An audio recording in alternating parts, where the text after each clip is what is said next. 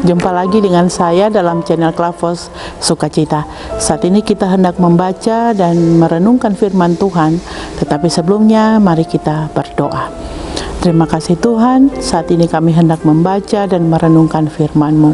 Berikanlah kepada kami hikmat dan pengertian, supaya kami mengerti dan mampu kami lakukan dalam kehidupan kami setiap hari. Di dalam nama Tuhan Yesus, firman yang hidup, kami berdoa. Amin.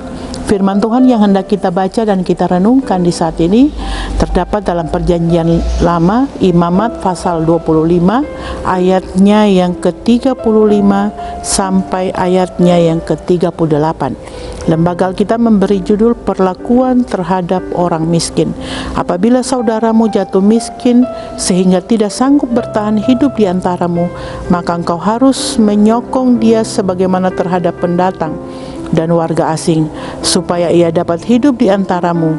Janganlah engkau mengambil riba atau laba darinya, melainkan engkau harus takut akan Allahmu, supaya saudara-saudaramu dapat hidup di antaramu. Janganlah engkau memberi uangmu kepadanya dengan meminta riba, juga makananmu janganlah kau berikan dengan meminta laba. Akulah Tuhan Allahmu yang membawa kamu keluar dari tanah Mesir untuk memberikan kepadamu tanah Kanaan, supaya aku menjadi Allahmu. Demikianlah firman Tuhan. Sahabat Klavos yang Tuhan Yesus kasihi, tema perenungan kita di saat ini adalah berlaku adil bagi sesama tanpa mencari keuntungan. Bagian ini mengingatkan kepada kita juga bahwa ketika kita ada dalam berkat Tuhan, maka bagian ini mengingatkan kita bagaimana kita hidup dengan sesama kita. Kita hidup di tengah-tengah dunia ini, tentu saja kita ada di situasi atau kita ada di tengah-tengah kemajemukan. Tidak semuanya sama, tidak semuanya latar belakang ekonominya sama, pasti berbeda-beda. Maka bagaimana kita sebagai orang Kristen yang tidak hanya saja mempercayai Yesus Kristus, mengimani Ia sebagai Tuhan dan Juru Selamat, tetapi bagaimana kita hidup di tengah-tengah dunia ini menyatakan cinta kasih Tuhan itu kepada sesama kita lewat kehidupan kita setiap hari. Bapak Ibu sahabat Klavos yang Tuhan Yesus kasihi, bagian ini mengingatkan kita bagaimana kita hidup dengan sesama kita. Maka bagian ini juga mengingatkan ketika kita diperhadapkan dengan orang-orang atau kita ada di tengah-tengah orang-orang yang membutuhkan pertolongan, maka firman ini atau Tuhan mengingatkan kepada kita bahwa kita harus mengasihi tanpa mengharapkan imbalan.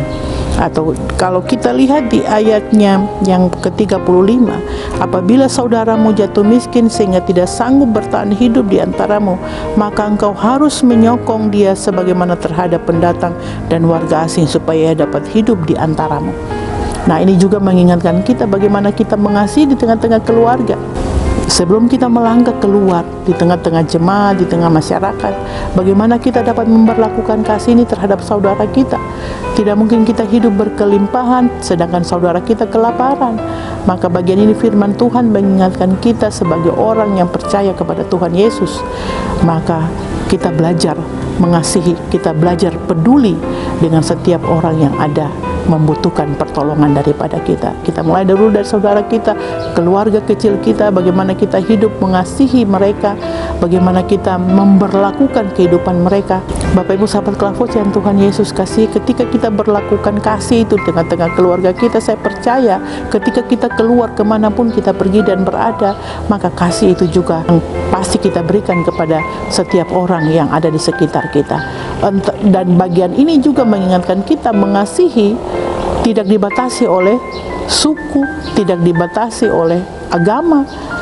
Itu berarti Tuhan Yesus juga mengajarkan kepada saudara dan saya mengasihi kepada siapapun. Bukan karena dia saudara kita juga, bukan karena dia seagama, seiman dengan kita lalu kita kasih, tetapi Yesus mengajarkan kita untuk mengasihi semua orang. Berarti siapapun yang ada di sekitar kita, baik itu dia seiman dengan kita, baik itu dia keluarga kita atau bukan, atau dia sesuku dengan kita atau bukan, maka kita harus dapat mengasihi. Tetapi juga bagian kedua mengingatkan kita, ketika kita mengasihi, ketika kita memberi, jangan kita minta riba. Terkadang ketika kita memberikan pinjaman harus bunga yang begitu besar sehingga akhirnya menyulitkan orang yang kita tolong. Maka bagian firman ini juga dengan jelas mengingatkan saudara dan saya, ketika kita memberi pinjaman, dikatakan ketika di ayatnya yang ke-37, janganlah engkau memberi uangmu kepadanya dengan meminta riba, juga makananmu janganlah kau berikan dengan meminta laba.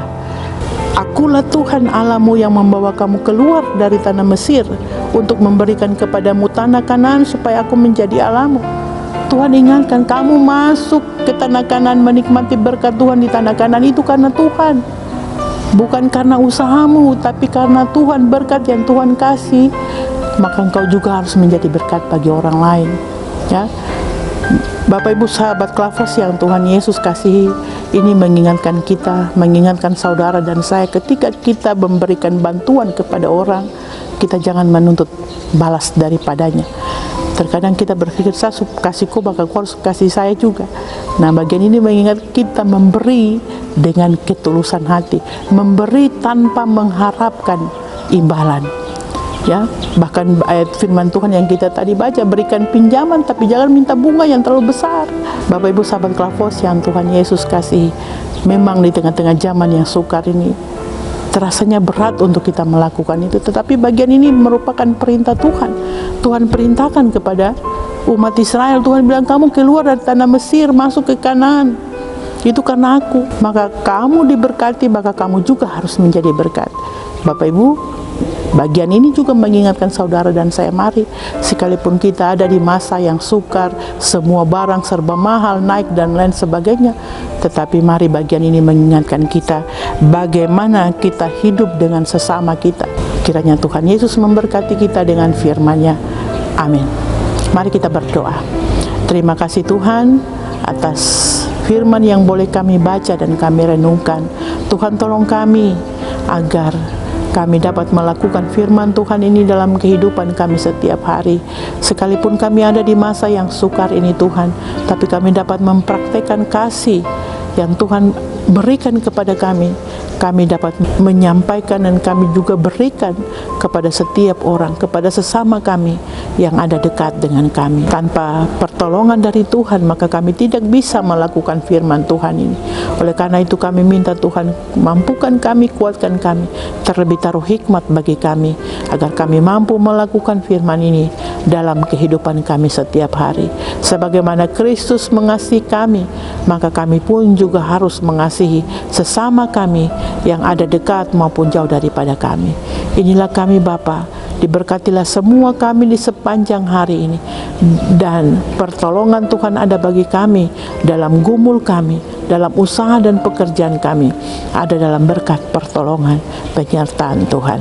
Di dalam nama Tuhan Yesus kami berdoa dan mengucap syukur. Amin. Terima kasih. Shalom. Tuhan Yesus memberkati.